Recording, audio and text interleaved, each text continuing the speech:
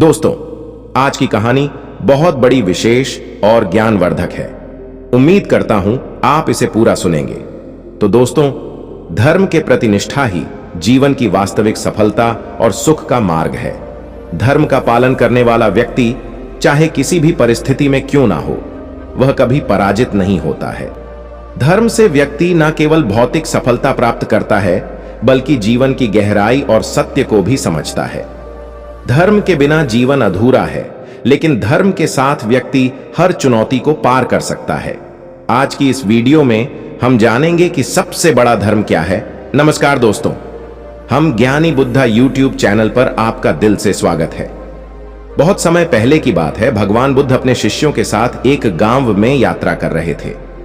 उनका उद्देश्य था लोगों को धर्म और जीवन के सत्य से परिचित कराना। एक दिन एक व्यक्ति ने उनसे पूछा, भगवान, सबसे बड़ा धर्म क्या होता है?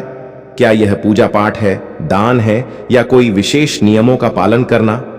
बुद्ध मुस्कुराए और बोले, इस सवाल का उत्तर तुम्हारे कर्म में छिपा हुआ है। धर्म का सार कर्म में ही निहित है। बुद्ध ने एक प्रेरक कहानी सुनाई जो कर्म की शक्ति को समझाती है। एक गांव में एक गरीब किसान रहता था। उसका नाम रामू था।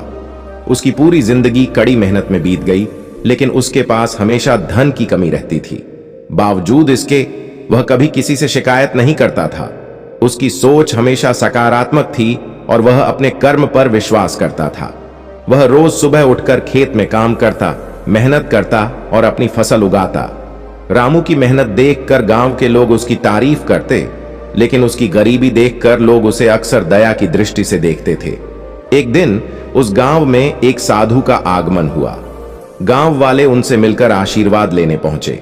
रामू भी साधु के पास गया और विनम्रतापूर्वक पूछा, महात्मा जी, मैं पूरी जिंदगी मेहनत करता रहा हूं, फिर भी मेरी स्थिति में कोई सुधार नहीं होता। क्या यह मेरे भाग्य का खेल है या मेरी मेहनत व्यर्थ जा रही है? साधु मुस्कुराए और बोले, तुम्हारी मेहनत कभी व्यर्थ नहीं जाएगी। जो कुछ भी तुम्हें अभी मिल रहा है वह तुम्हारे पुराने कर्मों का फल है, लेकिन याद रखना, जो बीज तुम आज बोओगे उसका फल तुम्हें कल मिलेगा। सबसे बड़ा धर्म कर्म है। रामू ने साधु की बातों को ध्यान से सुना और अपने काम में लगा रहा। धीरे धीरे उसकी मेहनत का फल उसे मिलने लगा। उसकी फसल पहले से ज्यादा अच्छी होने लगी और उसकी हालत में सुधार आने लगा। रामू को समझ आ गया कि उसका कर्म ही उसका असली धर्म है और यही उसकी समृद्धि का कारण बनेगा। कहानी सुनाने के बाद भगवान बुद्ध ने कहा, इस संसार में सबसे बड़ा धर्म कर्म है। केवल कर्म ही है जो इंसान को उसके जीवन का परिणाम देता है। तुम चाहे जितनी पूजा पाठ कर लो, अगर तुम्हारे कर्म सही नहीं हैं तो वह पूजा तुम्हारे जीवन को नहीं बदल सकती। उन्होंने आगे कहा, कर्म की शक्ति अपरिमित है। अगर तुम अपने जीवन में सही कर्म करोगे तो तुम्हें उसका फल जरूर मिलेगा। यही जीवन का सत्य है और यह सत्य ही सबसे बड़ा धर्म है, कर्म की शक्ति। बुद्ध ने यह भी बताया कि कर्म केवल भौतिक चीजों तक सीमित नहीं होता, बल्कि यह हमारे विचार, बोल और भावनाओं में भी होता है। अगर हमारे विचार अच्छे हैं, हमारी वाणी मधुर है और हम दूसरों के प्रति दया और करुणा रखते हैं, तो यह भी एक महान कर्म है। कर्म का अर्थ केवल मेहनत करना ही नहीं है, बल्कि सही मार्ग पर चलते हुए अपने विचारों, शब्दों और कार्यों को शुद्ध रखना भी है। हमारे कर्म ही हमारे भाग्य का निर्माण करते हैं। भगवान बुद्ध ने समझाया कि धर्म का सबसे बड़ा रूप सही कर्म करना है। पूजा, दान और धार्मिक अनुष्ठान महत्वपूर्ण हैं, लेकिन सबसे जरूरी है कि हमारे कर्म सदैव सही और सकारात्मक हों। कर्म की शक्ति असीमित होती है और यह हमारे जीवन को बदलने का सबसे सशक्त माध्यम है। अगर आप भी अपनी जिंदगी में सच्चा धर्म पाना चाहते हैं तो अपने कर्मों को सही दिशा में लगाएं, क्योंकि जैसा आप कर्म करेंगे वैसा ही फल आपको मिलेगा। यही जीवन का सबसे बड़ा सत्य है। रामू ने साधु की बातों को मन में बिठा लिया। उसने ठान लिया कि वह कभी अपनी परिस्थितियों का दोष नहीं देगा, बल्कि अपने कर्मों पर ध्यान केंद्रित करेगा। उदाहरण के लिए, एक व्यक्ति आभारी हो सकता है कि उसके पास रहने के लिए एक घर हो, जबकि दूसरा इस बात से दुखी हो सकता है कि उसका घर उतना बड़ा नहीं है जितना वह चाहता था। स्पष्ट है कि हमारी खुशी सीधे तौर पर हमारी सोच और दृष्टिकोण पर निर्भर करती है। हकीकत और उसके प्रति हमारा नजरिया दो अलग अलग चीजें हैं। बाहरी हकीकत सबके लिए एक जैसी है, जबकि इसके बारे में अलग अलग लोगों का नजरिया अलग अलग हो सकता है। आइए इसे एक उदाहरण से समझते हैं। एक युवा भिक्षु को ध्यान करते समय ध्यान केंद्रित करने में परेशानी हो रही थी। ध्यान करते समय हर बार उसका ध्यान भटक जाता था, किसी न किसी कारण से, और वह बहुत क्रोधित और निराश हो जाएगा। शांति की तलाश में एक दिन उन्होंने एक झील के बीच नाव में बैठकर ध्यान करने का फैसला किया। पहले 2 दिन साधु को बहुत शांति मिली।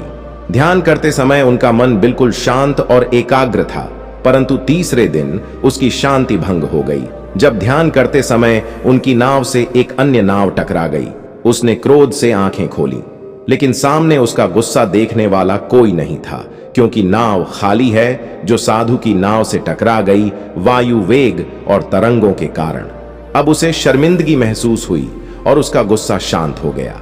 ठीक है, उसकी जगह उसका गुस्सा देखने वाला कोई नहीं था।